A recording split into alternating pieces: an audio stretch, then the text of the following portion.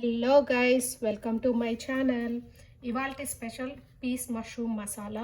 Rice, roti, naan దేంట్లోకైనా చాలా చాలా బాగుంటుంది. ఎగ్జాక్ట్లీ మీకు రెస్టారెంట్ స్టైల్లో మీకు నచ్చినట్లు ఉంటుంది. ఒక్కసారి తప్పకుండా ట్రై చేసి చూడండి. ఇప్పుడు ఎలా చేయాలో చూపిస్తాను. మష్రూమ్ కర్రీకి కావాల్సిన ingredients: coconut powder, cashews, green chillies, onion 1, ginger, garlic and 2 cloves. Pan వేడైంది. 2 cloves, 3 గ్రీన్ చిల్లీస్, 8 క్యాష్యూస్ తీసుకున్నాను. నెక్స్ట్ జింజర్ గార్లిక్ వేసుకోవాలి. నెక్స్ట్ ఆనియన్ వేసేసుకున్నాం. ఆనియన్ వేగింది. ఇప్పుడు కోకోనట్ పౌడర్ వేసేసి ఒక 2 minutes కోకోనట్ పౌడర్ వేగే వరకు వేయించుకోవాలి. ఇది కోకోనట్ పౌడర్ కాబట్టి త్వరగా వేగిపోతుంది. ఇవి బాగా చల్లారాయి. దీన్ని ఒక మిక్సీ జార్లోకి తీసేసుకుందాం. దీంట్లో ఇప్పుడు 1 స్పూన్ ధనియాల పొడి, 1 స్పూన్ చిల్లీ పౌడర్ వేసుకోవాలి. ఆల్రెడీ గ్రీన్ చిల్లీస్ వేసుకున్నాం కాబట్టి కారం చూసి వేసుకోండి.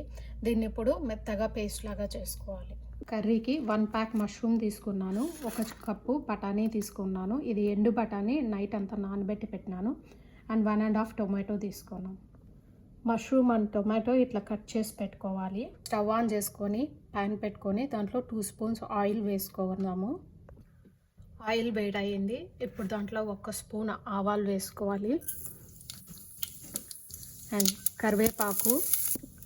ఇప్పుడు మనం ముందుగా గ్రైండ్ చేసి పెట్టుకున్న కొబ్బరి మసాలా వేసుకోవాలి. కొంచెం పసుపు. మసాలా అంతా కొంచెం బాగా వేగే వరకు దీనికోసేపు వేపుకోవాలి. కొంచెం ఇట్లా వేగాక ముందుగా కట్ చేసి పెట్టుకున్న టమోటా వేసేసుకోవాలి.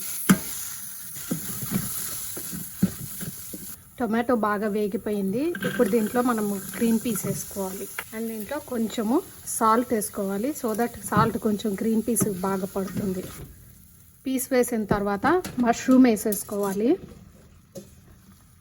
మష్రూమ్ ఇట్లా మసాలాలో వేసి వేయించుకున్నామంటే మసాలా అంతా కూడా మష్రూమ్కి పట్టి మష్రూమ్ ఫ్లేవర్ చాలా బాగుంటుంది. కొద్దిగా సాల్ట్ వేసుకున్నాము.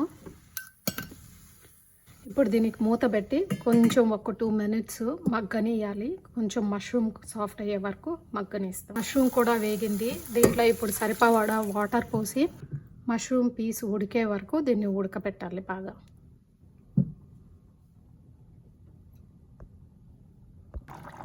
పీస్ మష్రూమ్ కర్రీ రెడీ అయిపోయింది.